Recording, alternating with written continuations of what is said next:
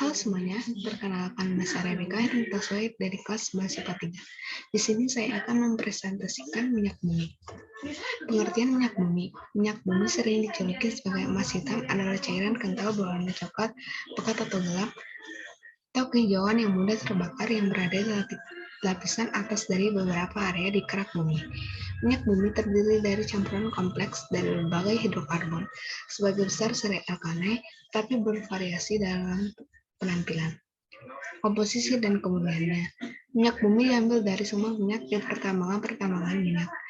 Proses pembentukan minyak bumi terbentuk dari pelapukan berbagai macam sisa-sisa organisme seperti tumbuhan, hewan, dan jasad-jasad reinik yang sudah tertimbun dalam dasar lautan bersama lumpur selama jutaan tahun lamanya. Lumpur tersebut akan berubah menjadi berbagai batuan sedimen yang berpori, sedangkan sisa-sisa organisme akan bergerak ke tempat yang tekanannya rendah dan terkumpul pada sebuah daerah perangkap, yaitu batan kedap.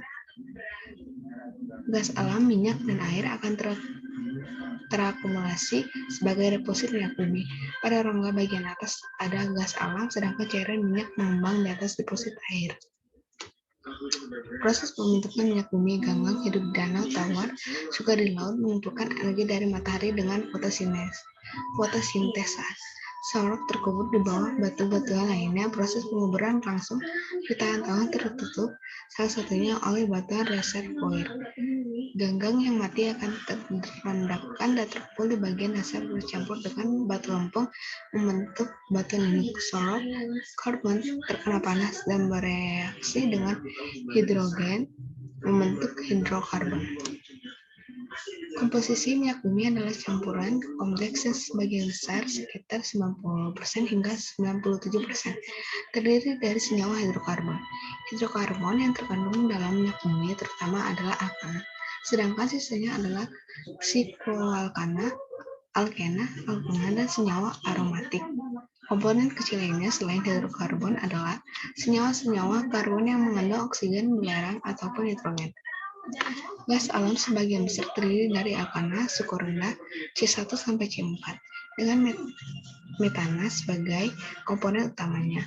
Selain alkana juga terdapat gas lain seperti CO2, O2, N2, H2S, ataupun gas mulia seperti helium dalam jumlah sangat sedikit. Senyawa hidrokarbon alifatik rantai lurus. Senyawa hidrokarbon alifatik rantai lurus biasanya disebut sebagai alkana normal parafin. Senyawa ini banyak terdapat dalam gas alam dan minyak bumi yang memiliki anti-karbon pendek, contoh etana, propana. Senyawa hidrokarbon bentuk siklik. Senyawa hidrokarbon siklik merupakan senyawa hidrokarbon golongan sikloalkana atau sikloparafin. Senyawa hidrokarbon ini memiliki rumus molekul sama dengan alkena, tetapi tidak memiliki kata rangkap dua dan membentuk struktur cinicin.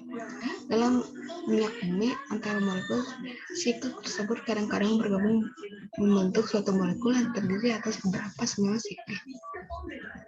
Senyawa hidrokarbon alifatik rantai bercabang. Senyawa golongan isoalkana atau isoparafin.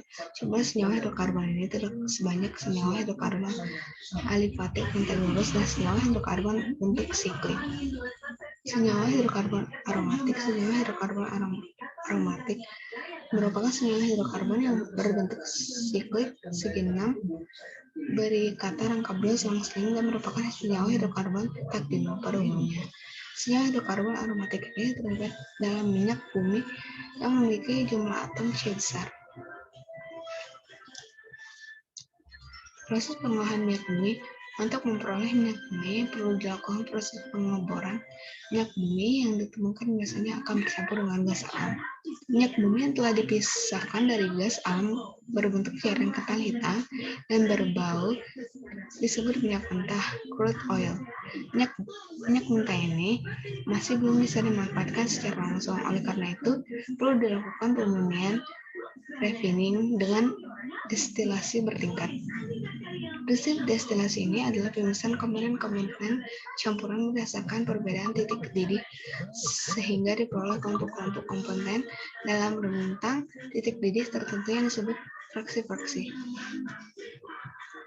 1. Pengolahan tahap pertama, primary proses. Pengolahan tahap pertama langsung melalui proses destilasi bertingkat, yaitu pemisahan minyak bumi ke dalam fraksi-fraksinya berdasarkan titik didih masing-masing fraksi.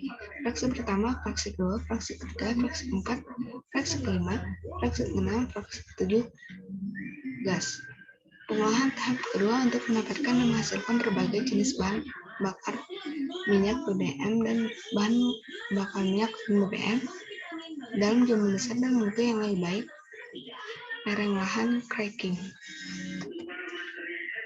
Manfaat minyak bumi, bahan bakar rumah tangga. LPG digunakan sebagai bahan bakar rumah tangga maupun industri. LPG digunakan untuk menyalakan kompor dan juga tungku pembakaran. Kedua, bahan bakar kendaraan. Penyulingan minyak bumi menghasilkan beberapa bahan bakar untuk kendaraan bermotor.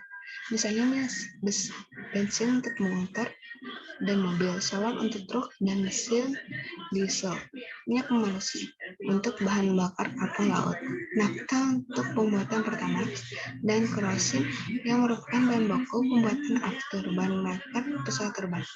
Yang ketiga, pelumas. Manfaat minyak bumi selanjutnya adalah sebagai pelumas pada mesin.